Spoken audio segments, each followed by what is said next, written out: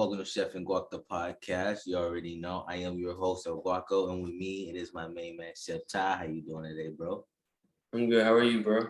Man, I'm doing good. New day, new people on different teams. It's exciting. Super Bowl just happened, crazy. So it's a bunch of stuff that we got to It's talk been a about. busy week for Hey, sure. man, busy week, definitely for sure. But let's just start it off right now with the Super Bowl. Let's just get that out the way. Rams won. What was it? 23-20.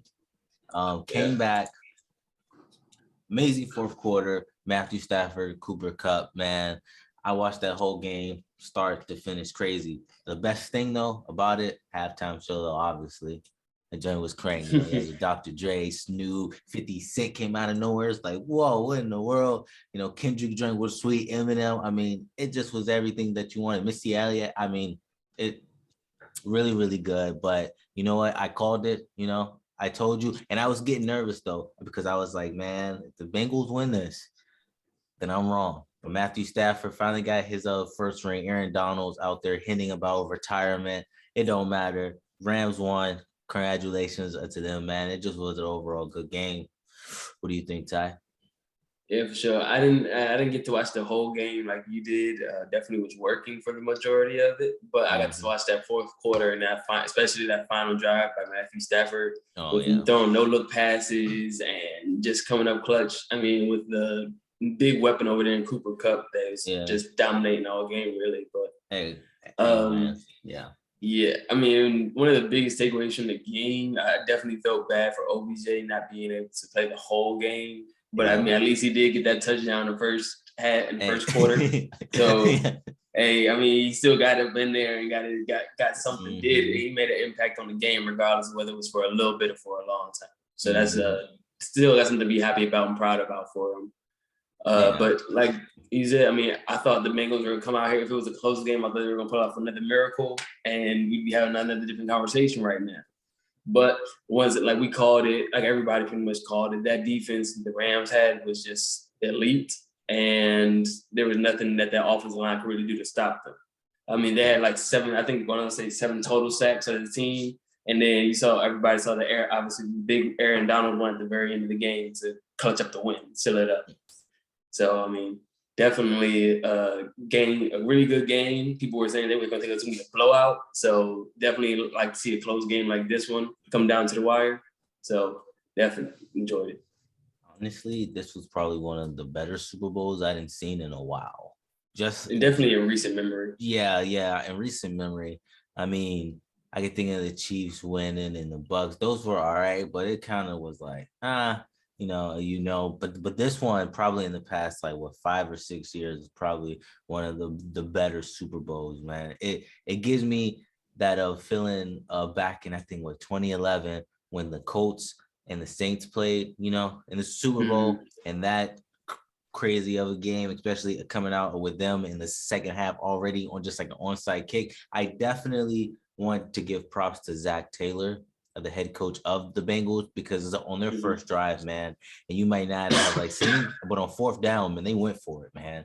And that play right there could have really been the deciding factor too, because if Joe Burrow just waited, and if you've seen that play, his freaking halfback was open, and he could have got another 1 or 2 yardage that they needed, but he was so struck on his guy. It was just you playing Madden and you got your main guy in red, and you just automatically boom, but you got to look over. And that's why I give props to Matthew Stafford though, because man, he'll be looking one way, boom, switch it up, throw it to somebody else, get you off guard, because you don't know who he's going to be throwing to, honestly. So that just goes to show from Joe Burrow has a lot of talent, but potential's high. But that just goes to show just a little bit more that veteran mentality, just, been around the game so long. And this was, honestly, if it didn't go to Cooper Kupp, MVP, it could have went to Matthew Stafford. I would have been okay with it, even though I feel as though it's that Aaron Donald in that second half and just what he was doing. He should have definitely deserved it, MVP, because literally the second half, they were just stopping Burrow. He was getting hit. like every single time, man. Like shoot, he got sacked, tied, I believe, most in the NFL Super Bowl next to Roger Staubach. So I mean, really, really I good didn't even know game. that, Yeah, but hey it's man, I definitely. watched that game from start to finish. It was a great game, man. Really good, and And probably yeah, I watched the halftime show afterwards. yeah. Definitely enjoyed watching everybody on there. It was definitely a vibe. He- I definitely agree with everybody now. I think LA should just go ahead and do one big parade and have another yeah. concert similar to what they just did, because I think it'd Hey, be another just big vibe at this point. hey, and Like a little bit of new school, a little bit of old school. I mean, you mhm. had the Kendrick part that was fire, Eminem, Tupac, and I mean not Tupac, Jesus, Snoop Dogg and Dre. Tupac was there in spirit. Yeah, definitely in spirit. Missy Elliott, can't forget about her over there doing Yeah. her thing, and 50 Cent out there. It was definitely a magnificent show. One of the best halftime show performances I've seen Oh yeah. definitely in recent memory and potentially of all time. I can't remember another Yeah. one that was just flowed as well as this one did. I feel like a lot of ones did a lot of different I stuff, mean, especially last year yeah. with the weekend. I don't know what that was. I wasn't really feeling that at all, but you Hey know. man, and he was dropping new music. Everything was for that. But nah, the weekend joint last year was not that bad. It was like, all right, I'm not the biggest weekend fan, but that one was a decent one. This one's definitely up there with the Michael Jackson, a Super Bowl, with the Prince Super Bowl in freaking Miami when he was singing Purple Rain, and it was raining. I mean, those are kind of iconic. The freaking Beyonce Super Bowl. Do you remember Baltimore and the freaking 49ers? And that's when the power went out because Beyonce was using all of the electrical circuits, and maybe it's Okay, been some okay, I remember now. I yeah, remember now. It yeah, took a minute. I remember now. yeah, I remember. so it's been quite a few. We've seen quite a few good Super Bowl joints, but this one's definitely up there. Seeing like Dr. Dre on that all white and like diamond out, mimic SSL board, like that console was like sweet, bro. I was like, dang, I need to give me one of them. I was like, man, I The want that. If it's producer a in prop, you. it's just a prop. I know. I just seen that train. I was like, oh shoot, that is sleek, bro. The whole train was great. Loved the whole setup.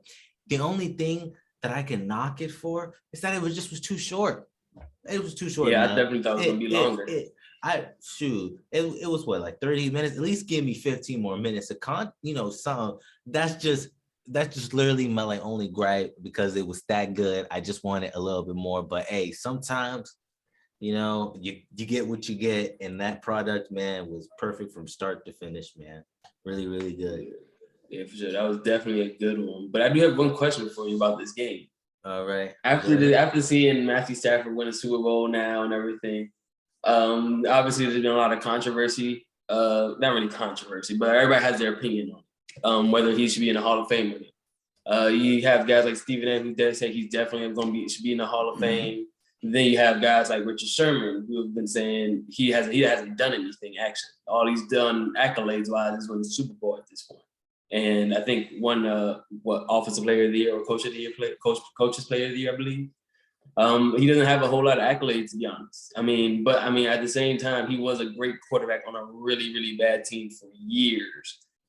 So I don't really put all the blame on Matthew Stafford for that in particular, because he was still great over there, but it was just on a really bad team for his over there. I want to hear your thoughts on that.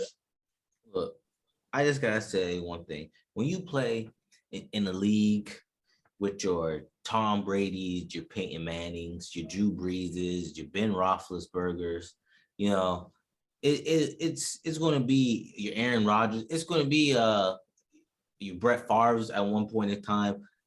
It's going to be quite the uphill battle when you're thinking of, me, Matthew Stafford, on the Detroit Lions, right?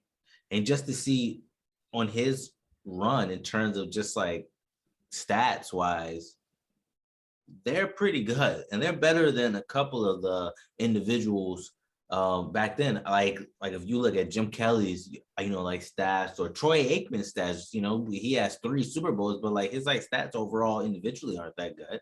So it's like, he finally got the ring. which was really, really most important. And this is what is going to tip him into being in the Hall of Fame.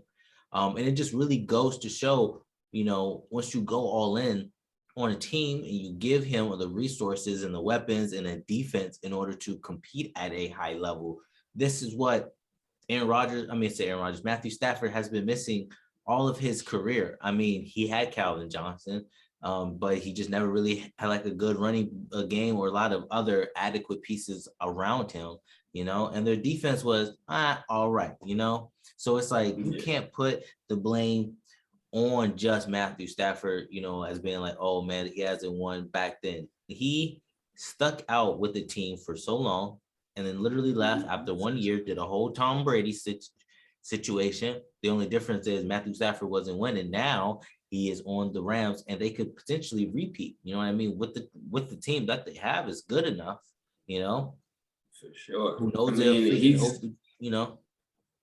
kind of like the Damian Lillard of the NFL. I mean, like the lifer that's been there and wants to stick out, wants to win it there, but that front office just isn't doing enough to help him win there, or do anything significant. I mean, like you said, it's going to be hard to have a really, really good season, but if your team is like 8-8, you're not winning MVP.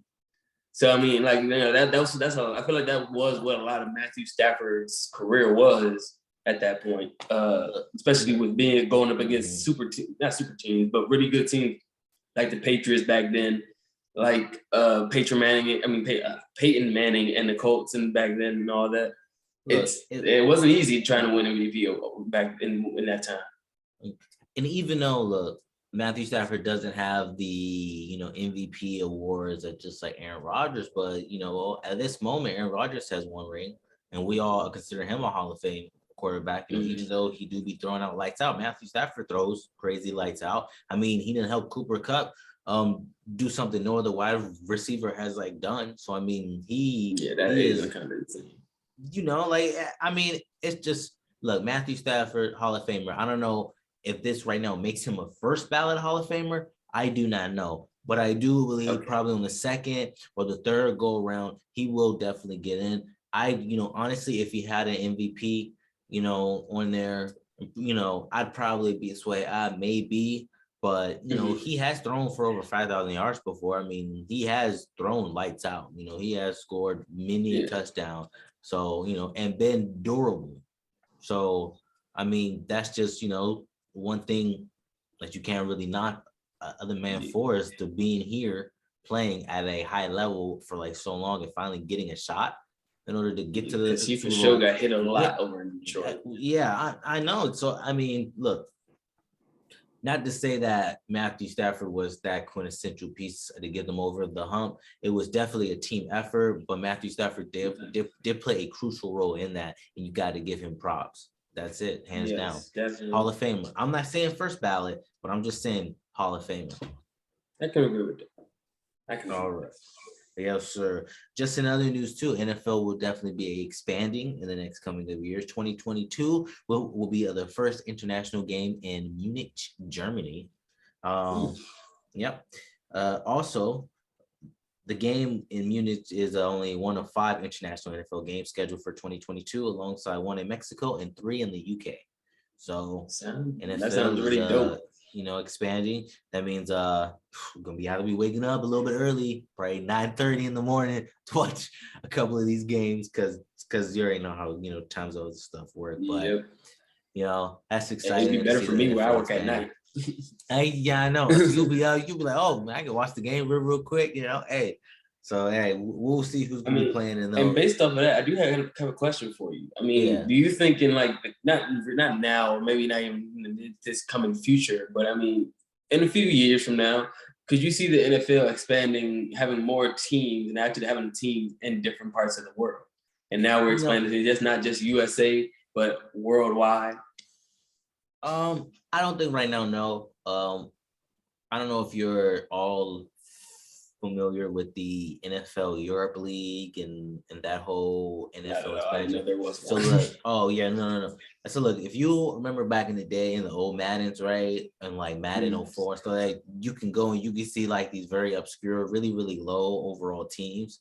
That was the NFL Europe League. It wasn't really that good. I believe the first game for them was like pretty decent, but I mean, I think they had like a steal or a deal or something like that. Tickets were just cheap, and they were just trying to get people, into the stands and stuff like that. It just overall did not work, and it's I don't know. I just don't believe that the NFL will try to expand it out to UK or Germany just yet. I think that if they are going to do this, they should probably consider either making a team in probably Mexico, and if not Canada, how like the NBA has with the a Toronto Raptors, and they tried with the Vancouver Grizzlies at one point, switch over to Memphis. If they are going to start thinking about this whole international thing, then there just got to be something there. Like it has to be some type of like NBA, G League, situation like that. But it's just that not a lot of countries really resonate with like, that definitely makes sense. Yeah, and it's just like, and they have football, over there. It's soccer. So it's kind of hard for like a lot of these like, teams and individuals over there to really associate and be like, we got major sports clubs over here that like do it. Football is kind of hard. And then you got rugby over there too, which is kind of a similarity too. So it's just like, I know what they're trying to do is definitely expand, get more of a notice out there. I don't think right now it is the time to do anything in terms of international expansion, unless you're thinking about potentially adding in two teams, one for Canada and then one for, Mexico, or two teams, each or something like that, just to balance out. I should know like how they do things or whatever. It's just how it's just, I don't know. And definitely with the whole NFL diversity thing and Roger Goodell talking about honing in and stuff like that, I don't want to get into a lot of details on it, but like I believe first right now it's not really a good idea to try to expand and get other different markets when like we really got to expand it, here and open up more diversity so that it can be appealing to just even more people, because right now, man, the freaking NFL is a very specific, individuals that like run it. I mean, you see with like the NBA, you have, Michael Jordan owning the Hornets, or you've seen D Wade get in on the Utah Jazz, so it's like they are allowing for other people to be immersed and start owning teams, and the NFL has to start and do that first before you even think about trying to do anything anywhere else. So it is baby steps, and the NFL is definitely on their own timeline. We can't push someone to do anything that they don't want to do, but we can definitely, help them improve and get them onto the right track in order to eventually open it up and expand it to where they like want to go. Like it's not a far-fetched idea. It just needs a little bit more time. Yeah, I can definitely agree with that. Yeah. But yeah, we'll see. It is these five games overall will definitely be interesting to watch, and we'll see how much attention they draw and engage from there. NFL honors happened this week again as well. MVP Aaron Rodgers. I think everybody generally do that, even though I personally wanted Tom Brady to win it, either or toss up. But everybody and their mama was saying Aaron Rodgers. Offensive Player of the Year, Cooper Kupp. I mean, hands down, I'll give it to him. Defensive Player of the Year, TJ Watt, definitely tied Michael Strahan's record. Crazy. Offensive Rookie of the Year, Jamar Chase. I mean, no doubt. You know what I mean? Defensive Rookie of the Year. I mean, unanimously, everybody. No doubt. Michael Parsons. So it's like, a lot of these were no doubters. Yeah, I mean, Comeback Player of the Year. I mean, it was really between Joe Burrow and Dak, but I mean, Burrow clearly. And then Coach of the Year, Mike Vrabel, which not bad. My vote would have been for Zach Taylor, just the turnaround over there, because the Titans definitely went to the playoffs last year. So this year, it was kind of really expected for them. In my eyes, Zach Taylor turned this team around, and it's crazy. He was, speaking of which, he is the second youngest coach to be coaching the Super Bowl, or was. The other youngest, and the youngest is, Sean McVay. So, that was a really, really good Super Bowl just to see some very young individuals. And it's funny because Sean McVay became the second youngest coach to coach in the Super Bowl because, I remember a couple years ago, he was in the Super Bowl, which made him one of the youngest coach. So he was still the youngest coach to be in the Super Bowl, which is kind of amazing. You know what I mean? To just, definitely. like it's all said and done, his resume is going to be crazy. Yeah. Hey man, as long as he has like a Belichick-esque, stuff, either way or not, he could be like a Mike Tomlin and just, he already has a ring, but just being here for like so long and just have a good, decent overall record, he is good. I mean, he's only like 36, so I mean, 10 more years for 46. That's when coaches, actually start coaching and stuff. You know what I mean? So the sky's the limit for him. He could be a GM or or whatever, and just, I mean, sky's the limit. He could just run the whole daggone team himself. I mean, that's what I'm saying, man. But prop to Sean McVay and then winning. But that's pretty much it. Everything is pretty much spoken for all these NFL honors. So now let's just switch it over to NBA talk, man, honestly, because this is where a lot of stuff gets interesting because we got a couple of trades to talk about, man. There's a lot of trades. A lot. So let me get into my zone. Let me switch it like auto zone. Let you switch it like auto zone. You stop playing around. But look, here we are. I had to get into my son's mode. But look, man, NBA trade deadline has concluded. It's been a couple of days now, so we can really see and talk about the pros and cons of each of these and just give just a little bit of feedback because we've only seen just a small sample size of just what these additions have brought to these teams. But starting with the big woolly mammoth in the room, 70. So Sixers land Harden in exchange for Simmons. 76ers get James Harden and Paul Millsap. Nets get Ben Simmons, Seth Curry, Andre Drummond, a 2022 first-round pick, and a 2027 first-round pick. Tyler, how do you feel about this trade, man? Do you think, overall, who do you think was A+ trade out of this? A+ trade for both teams or what? For both or just for one? For both teams, definitely. I mean, this is one of those trades. It just works because both teams take an equal risk. James Harden he's a big personality for one, but two, he can be inconsistent with mainly just whether he wants to be there or not. Like depending on if things are gonna go well, he'll play well. If things are going bad, he plays bad. So I mean, it's like it could be up. So I mean, like if this doesn't work out, like say like things just don't pan out for this team, him and Joel maybe butt heads, which I don't really think is going to happen. I think it's going to work out really well, but I'm thinking worst case scenario here. It's going to be like, all right, hire once out and again. So it's kind of like it could be really well, but it could go really bad. But the same thing for the Ben Simmons situation on the net side. He could come in and be on some revenge game type stuff and be wanting to really take over and he's going to have some nights where he has to be the number one option. So he has opportunity there because when you're playing at home and there's no KD right now and there's no Kyrie, he has to carry this team. Like, there's nobody else really to carry that load. But I mean, they also get a lot of pieces to build around with. Like they fill that big center hole that they've been having for a long time, and with Andre Drummond, who's a solid center in the league still. Definitely get out there, get you some rebounds and play some defense for you, especially going up against teams like Giannis, who just kind of run their way into the paint against this team. So you address some concerns there, and then also added some more shooters to pass it to with Seth Curry.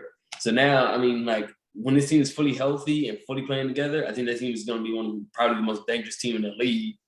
I mean, you have shot makers all over, and you have a great facilitator in Ben Simmons, who has proven to be able to pass the ball as well as anybody else in this league at this point. And I don't think that's a skill that's going to really that's not a skill he's going to lose just from not having played this year. So, whether he comes back trying to score more or whatever, I think that's a really solid trade for him. I'll give it a B right now, but in 3 years, I'll give it a C. The only reason why I'm saying this right now is that, yeah, on paper, everything looks like good. Yeah, the Nets are definitely not going to be asking Ben Simmons to shoot. If anything, it definitely does space out the floor a little bit more and gives Ben Simmons a shot to play in his strength and just let KD and Kyrie and when Joe Harris gets like healthy to play outside there, and you got Seth Curry. So I mean, honestly, you got a bunch of shooters. You're not really going to be necessarily tripping if Ben Simmons is not shooting a three. Overall, for the 76ers, it's a B for me only because of what they gave up.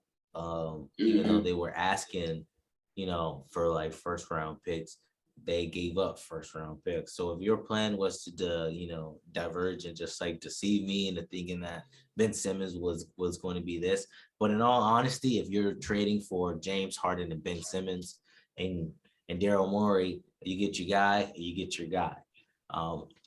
Yeah, I mean, I think the 76ers might have just some questions with the depth at this point now. Yeah, like exactly. I mean, like, are certain guys going to step up or not to fill roles? But and this is where I feel as though it's that they only really have, for me personally, looking at this, and I hope that a Tobias Harris could look like the Tobias Harris of a couple of years ago, and really show out and be the third star on this team, because he is, but if they don't win this year, which I hope they don't, because my sons are doing excellent, but if they don't win this year,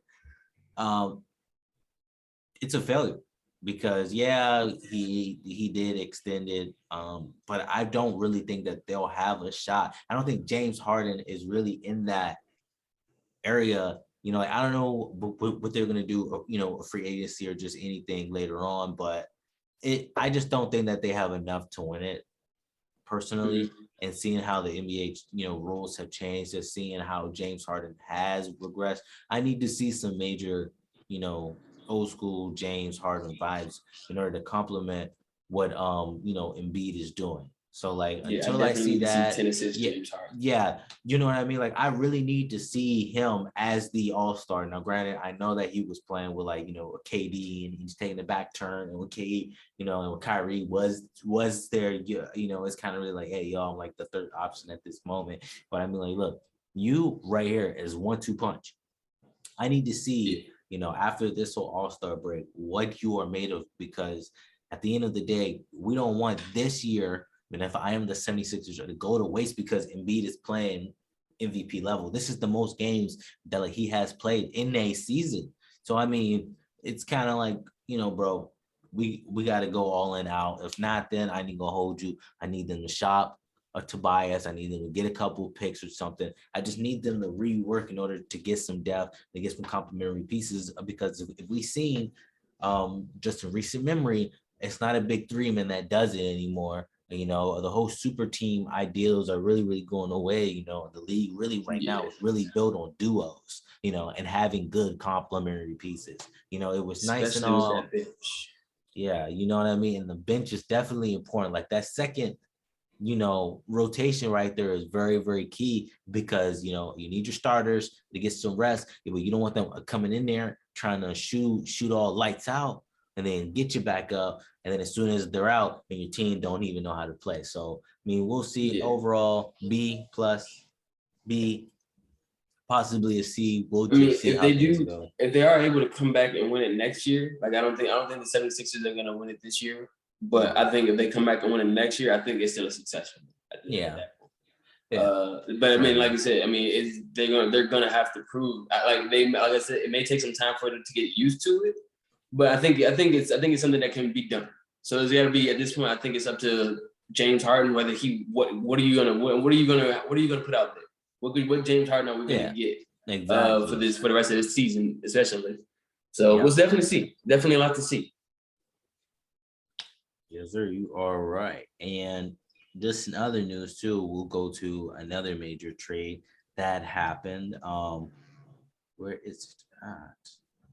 That's not the right one. 1 second. You know which one I'm talking about. There we go. Kings get Domantas Yep, I already knew Sabonis it. from the Pacers. So look at this. Pacers got Tyrese Halliburton, Buddy Hield, Tristan Thompson, and the Kings get Domantas Sabonis, Justin Holiday, Jeremy Lamb, and a 2023 second round pick, man. How do you rate this trade? I give this trade a C plus. C plus I plus. don't. I give it an A for the Pacers, but I give it like a C minus for the Kings. For as far as the Pacers are concerned, you get your young player. You get a young guy who you can potentially build around in Tyrese Halliburton, and you get some other players you can flip like Tristan Thompson and Buddy Hield. Both of those guys could be wanted on championship teams easily. So those are guys you could easily flip for some picks and help to get your team, ready for the future. And you got to give Tyrese Halliburton the reins of this kind of free market team. You want to get people in the stands. Tyrese Halliburton is one of those guys that gets people in the stands. So you win it. You're winning in that city. That's why I grade them so high on this trade. You do exactly what you set out to do. And you give Miles Turner a chance to really see what he can do as a prominent, as your main center, your main big man on this team. So I like this move for them. As for the Kings, I'm not sure if I love it, but I like it. I don't love it, but I like it. Nobody was really expecting it, mainly because this is the team you're expecting to rebuild still. You're still trying to rebuild. You give away the piece that everybody thought you were going to want to keep, but you keep the Aaron Fox. So now it's kind of like, all right, I changed that mindset of we're not rebuilding, we're trying to win. This is a team that hasn't won anything in years. Hasn't been in the playoff in years. So for them just to make a play-in tournament, it is a lot for them. It's a big feat for them. So I mean, I understand now after thinking about it. I definitely understand the move, and I think it could be good potential for y'all to set up for next year more than anything. I don't know that they're gonna make it in this year, but you give yourself a chance at the very least. You do give yourself a chance by going out and getting a guy like Domantas Sabonis, and if you can build an offense around him and De'Aaron Fox, that'll definitely be something to watch. Domantas Sabonis. My only concern was really that Domantas plays a lot slower and De'Aaron plays a lot faster. So can these guys adjust to each other's pace and make it work? In the first few games, we did see them pull out a win, and Domantas looked really good in that first game. So, I mean, it'll definitely be something to see if they can actually squeak into that 10th seed spot in the play-in tournament, and see if they can, make some magic happen. Overall, I give this one probably a B as well. Probably right, like a C. How you put it, Tyrese Halliburton. I really thought that he was untouchable because I really thought that the Kings were like, nah, this guy has shown flashes of some really good skill. We're gonna hold on for him. Let's just see De'Aaron Fox and them boys mesh. But honestly, getting a Sabonis for the Kings, not bad. You already have a proven talent right now, and just hopes that he stays consistent in that regard. For the Pacers, honestly, I don't know what the hell they were thinking though. Even though I know what they're thinking is a rebuild, and you got a couple of young pieces. You got Buddy Hield. He gets you Tristan Thomas, which is was just thrown in there for real. But the major piece here is that Tyrese Halliburton. So if he does develop into a star, Pacers got something on their hands. But right now, it's really both of them is pretty much a gamble because Sabonis has been injured. And let's just see if he can stay healthy and keep up. He had a good game the other day. I heard not bad. But it's just one of those, I don't know. You're in a small market.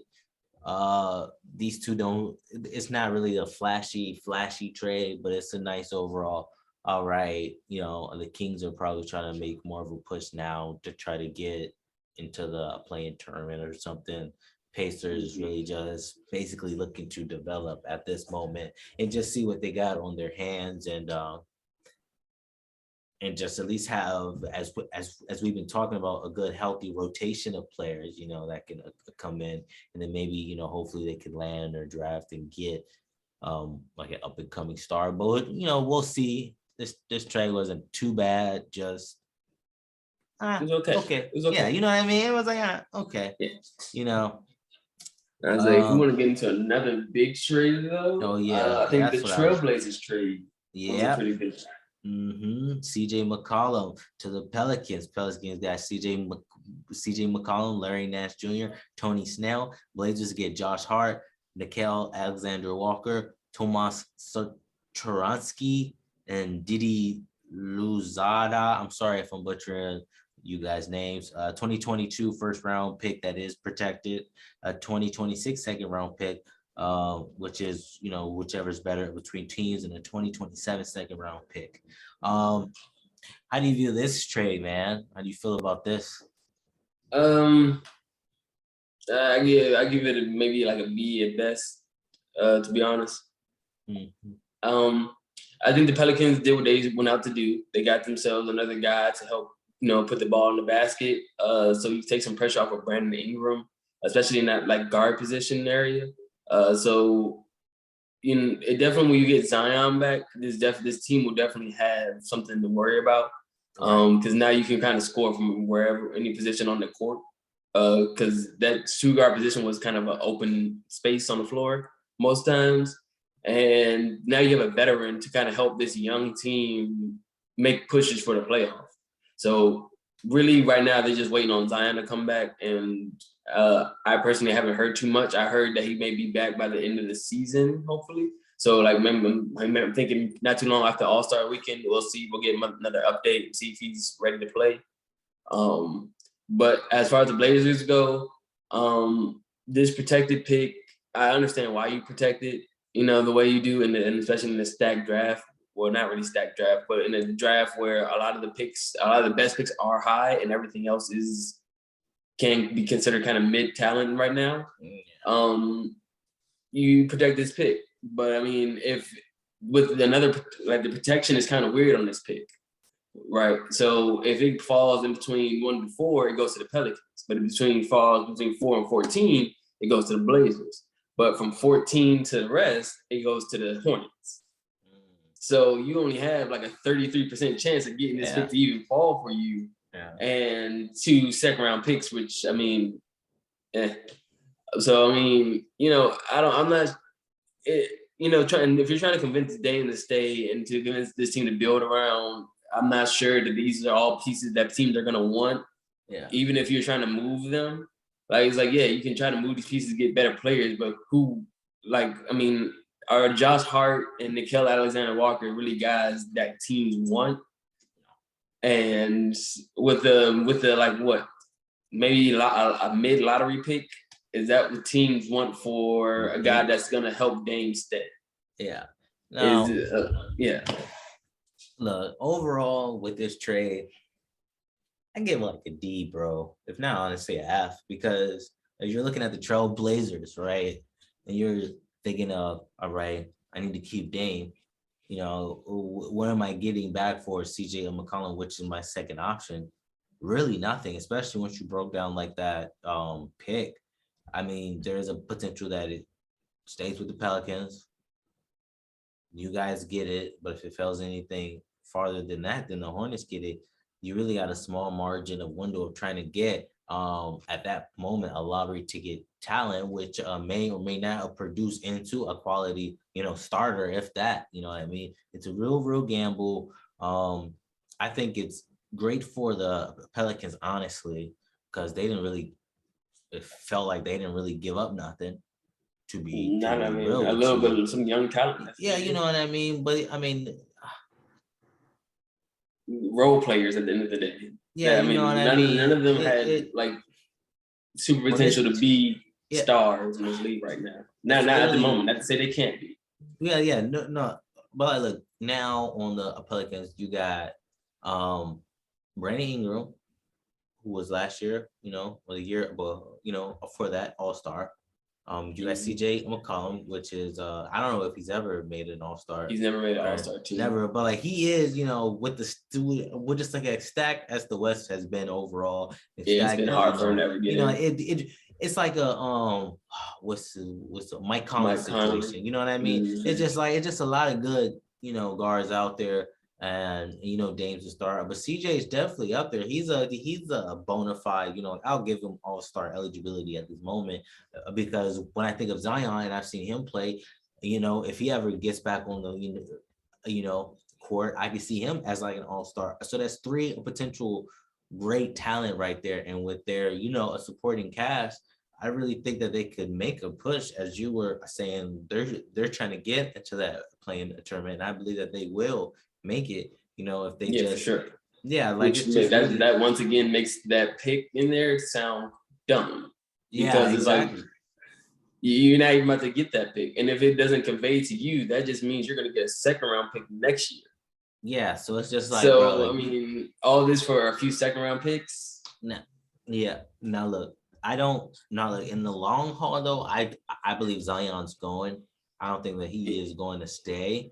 But in terms of the Pelicans, this was good because if Zion leaves, it will either way or not convince another, star or, close enough All-Star to think, hey, maybe why not I join the Pelicans, potentially. CJ definitely got some pull in this league to convince guys. So, it could happen. Yeah, I just don't think overall Zion's going to stay. But that's neither here nor there. He needs to be here first to even have this conversation. So hopefully he gets back. We'll see how this whole dynamic goes through. Hopefully it's not like a Kyrie, KD, Harden situation in which we only see them play X amount. They're great, but it's like we can't get all 3 of these guys here on the floor and playing. So it's like hopefully we can get Zion back healthy and, he can come back dominating as we saw overall. One thing I do want to add, though, is there's been a lot of trades. I don't really think anything's really been, other than those like 3 majors, really, really game-changing to a degree. You got some lesser ones that are all right, but I just want to real quick talk about this Damian Lillard situation. I believe that Damian Lillard is gone. Because if I'm Damian Lillard and, and we talk about, like Matthew Stafford, and him leaving and him going to a new area and winning. Well, I know Giannis did it last year and he stuck with his team, got it. But that Bucks organization believed in Giannis, and they made sure that he had all of the right pieces. And they won it, unfortunately, as to the expense of my sons. But Dame, he's gone, and this is where I want him to go, and I feel as though that it may work out, is a trade to the Nets, and if Kyrie wants to stay or whatever, or just in terms wants to play, you do like a signing trade, you swap shit out, you know what I mean? And you make shit work like that. I believe that that's probably the best option if I'm Dame, personally, because you got KD, you got Ben Simmons, and now you got Damian Lillard who wants to play and get a ring. You got KD that definitely wants to get a ring proven to everybody. I feel like he can get a ring without Steph and all of them, youngins. And you got Ben Simmons there who, he's just going to be in the, paint majority of the time, anything mid-range on, down. And even then, just anything close range on down, you got him. So I think that might be the best bet. They got a couple of these draft picks, maybe you can persuade, you can swap Kyrie for Dame and give them one of these, it's going to be a lower first round pick, but just give them something, because, man, they pretty much gave up nothing for like CJ and McCollum, nothing worthwhile. So it's like, why not get at least something back to make it enticing enough for any other future Trailblazers to want to come on down over there, and you let somebody else deal with the whole Kyrie situation. But that's my thoughts. All right, go ahead. You know what I can see happening? Going to the Lakers, flipping for Russell Westbrook. For Dame. I'm thinking he could potentially be going to Miami. Mm, And in that trade, I mean, this is the team with a lot of young players yeah, that are you could add to a team that's trying to rebuild. You could add in a lot of these young players, so you have that plus picks there. So I mean, as a team for a team that's trying to win, that can win now, and we're talking about maybe throwing in Kyle Lowry, sadly probably, but I mean probably not. yeah. But if you have to make money work kind of thing, you may have to. But I mean, if that's what you're throwing in, and a couple young players and some picks, and you get yourself a Damian Lillard to go along with Jimmy Butler, Bam Adebayo, Tyler Hero, Duncan Robinson may be in that trade. So I mean, I can't say Duncan, but I mean, if you keep those four and you run this thing up, I think that's a W right there. I think that's definitely you're not go into like a super team and you can still Yeah, be a number one option on that team. Like that's a that's team where you true. can be the number one option. Yeah. It could be Dame time all the time, really. And Jimmy Butler can be your Batman. I mean, your Robin at that point. I And mean, you but know, Pat they Riley would definitely be love that, alternating man. because that's the point of having a second star on the Yeah. team. Is I don't have to go out here every night and give you Yeah. 40. So I mean, like being on that team, like on a team like the Miami Heat, would look enticing to Yeah. me as Dame, because that's a team that plays good team basketball and wins games playing team basketball. And So you know yeah, what? Dame in Miami, Dame time all the time, Dame Dollar, music videos, rapper. I can envision it now. You're right. I'm falling in love with that whole idea. You know what I mean? That actually sounds pretty good. Man, the only time will tell, we'll see. Hopefully Dame Dollar does come back well. And hopefully if he decides to go, he's in an area in which that he could finally compete and get a ring. Because honestly, I want Dame to get a ring. He deserves at least one. You know what I mean? He deserves yeah, at least one. At least one. Come on, man. At least. yeah. He's This really is on that like Matthew Stafford kind of situation where mm-hmm. honestly, if he were to even go out there and win a NBA championship after all this, he'd probably still be in the Hall of Yeah. Fame. So Yeah, it's a no. really similar situation for him. Yeah, it no, only time will tell. But yeah, hopefully everything works out. And just in the last little bit of news, I just want to say this. Especially I'm glad that we waited now though, because we just got word of the All-Star injury replacement. DeJounte Murray's in Yes, that joint. sir. You got LaMelo Ball, which I called it too, Hoti. And we already talked about this. Your main Most man, Jared notably, Allen, most notably most is notably, Jared a Allen. All-Star. So props to the Cavs. They got 2 All-Stars this year. How do you feel about this, man? Floor is yours, Oh, I because I know you're am happy. ecstatic about it. I'm sad that I'm at a point in my life where I can go to see the Cleveland Cavaliers in Cleveland having an All-Star game right now. I know. But it is what it is. I mean, having 2 All-Stars is kind of like crazy because as a Cavs fan, it's been a long time. It's been a lot of drought with LeBron coming and going. So it was like I've been there for the Anthony Bennett years. I've been there for when Kyrie was first pick. I've been there when we traded Andrew Wiggins to go get help for LeBron and all that. I've been there for a long time. So I mean, to You've see been us there when now come to a Carlos team. Boozer left you guys, and went to the Utah Jazz. Yeah, Yes, bro. I know. It's been a struggle. it's been a For you. struggle. So I mean, and I honestly really like this team that we have right now. And even hearing guys like Rondo talk about how he's really enjoyed seeing this team work and how we have a really good coach over there and JB Bickerstaff. It's this team just it feels good. And you also have guys like you have a nice combination of old and young guys. So you have you have old guys like Rondo and Kevin Love over there helping these young guys develop. And then you have obvious young potential and young talent there that are doing work. And Darius Garland and Jared Allen and Evan Mobley and now Karis LeVert. And then if we re-sign Colin Sexton and get him back, which I personally, like I've said before, I don't think we will because I don't think the money will be there. But if we do, we have that.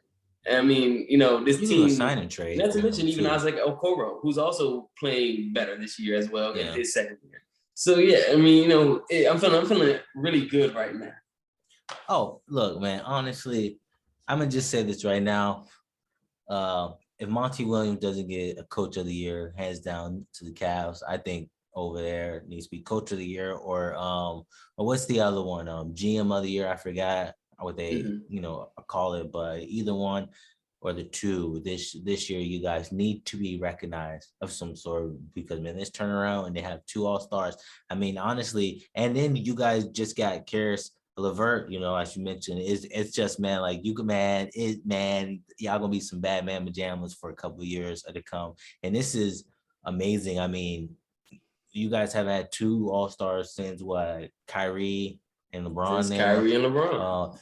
And then I don't know if Kevin Love was ever in the I think Kevin All-Star. Love might have gotten into like one when they were the big three, but not since they left. But this right here means way more than just any of those because those are bona fide, stars, Yep. Hall of Famers right there. Seeing this next generation come in and you're like, dang, this is what I gotta look forward to for the next couple of years. That's a good thing, other than like, dang, it's what I gotta deal with for the next couple of years. And you've been in that, negative, like, what are we gonna do? And you've been in that, oh yeah, like look at us. But this is good, this is great because it's no more LeBron James, saga. That stuff's over. That guy in the next couple of years definitely going to be hanging out. You guys right here right now has a lot of good youth pieces, and I ain't gonna hold you, man. I'm kind of scared. Yeah. I'm ready for the Cavs versus the Grizzlies. All like I'm ready for it all. Cause I mean those are like they're like I feel like we're like the Grizzlies of the East right now. Yeah, we're just like that young team that people weren't expecting to do as good as we are right now. I mean, people had us in the bottom of the bottom at the beginning of this year. Yeah. And so for us to be where we are in the standings, fighting for a #1 seed in the scrappy East right now, where we're talking about 1-2 game differences between first and second and third and fourth. I mean, it's crazy. And this is where I say that the 76ers have a lot to cut off my camera. and this is and this is where we're about to wrap up soon. But this is where I feel as though the 76ers have a lot of stress on their hands right now. Because honestly, when you look at how the Cavs team is built, they got a lot of role players out there playing, unselfish basketball, and they're playing team basketball. Now with the 76ers, they put a lot of eggs in 2 specific baskets right now. And it's like, hopefully it doesn't end up how like we see over there, like in the Lakers, as in like, yeah, like they can be good, but just a couple of these pieces don't really mesh together. So people are definitely saying that the Cavs are one of those teams you don't want to face in the first round. Well, hey, look, they mess around and might upset you. So that's why, that's how I feel, honestly, man.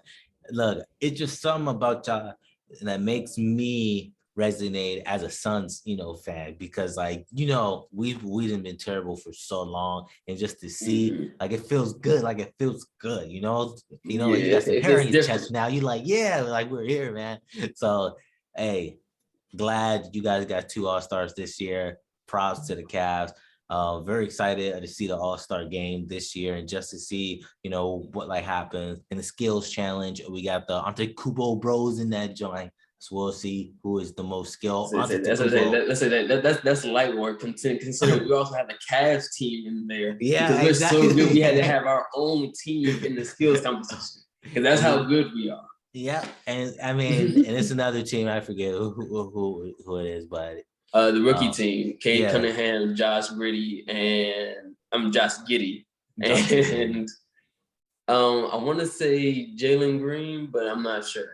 No, look, either way or not, All-Star, weekend in Cleveland is going to be awesome. Not bad. It's just good. You got 2 players in there. I got 2 players in it. So it's something to watch, something to see. I'm sure it's gonna be better than the Pro Bowl, NFL Pro Bowl, that happened. That's what I'm saying. Yeah, man, that happened. Nobody cared. It's not really, What I do think that the NFL should do is make it a game or like a tournament, right? With the with the 1 through 6 or 1 through 5, and they do a little tournament. They battle it out. You give us like a first half and a second half. It's only 2 quarters, right? You battle out for the most of 21 or whatever, right? And then, whoever wins gets that shot of getting the number 1 overall pick, just to combat a lot of the tanking in the, NFL, because it's just really, if you play bad, you get a number 1 overall pick. It's not really, you know what I mean? It's not like the NBA where it's not guaranteed that you're going to get it. I just need something else more, because I feel like a change is coming into the NFL, but I just need something to really, entice and give back, just like something, just, NFL. The NFL definitely needs to change. I was like, especially with a lot of the boycotting you're hearing about with the NFL, people definitely are boycotting watching the NFL right now. There's just a lot of background stuff going on that they have to handle. Yeah. And the reason, like the NBA, I personally love the NBA through and through. They handle their business. It's like it doesn't take long for a situation to pop up, and then it's like, all right, we're handling this. We're investigating. We're getting down to business. Yeah. So I definitely would love to see the NFL come and take some of the qualities that the NBA has in that regard. And just one more, a final note that I just want to also point out too. I love to see when I'm watching a bunch of these sports, shows just like us and other ones. I love the diversity I'm seeing, especially on like the NBA part, because it's a lot more, different voices from a bunch of different genders and just like, cultures, really, really getting exposed of the show. Like, yes, everybody loves the NBA. Everybody's talking about the NBA. So it resonates with a lot of people. And one quick other note, the WNBA had just gotten, I think, some more money to go to their revenue stuff to get that out. So like, hopefully we see a lot more of the they're starting to get their sponsorship game up too. I'm really happy for them. They deserve it. So look, another thing we're gonna probably talk about too is the WNBA, because I got a feeling like a revolution over there is about to happen too, and we just gotta be at the a front forward looking and just witnessing the greatness that is about to happen, and that has like happened. So props to the NBA, WNBA. So that's gonna be the end of our show. We're gonna be coming back with some brand new content next week. You already know Chef and Guac, the podcast, man. So make sure you guys comment, like, subscribe. Let us know if you got any video ideas that you want us to do, and we'll start tackling it, man. Definitely. Don't forget to check out both of our channels. Link will be in the description for both of them. Hopefully, so we should both be having content going up soon, hopefully. Yep, definitely. So thank you all. Chef and Guac, the podcast. And we in here. Peace, dog.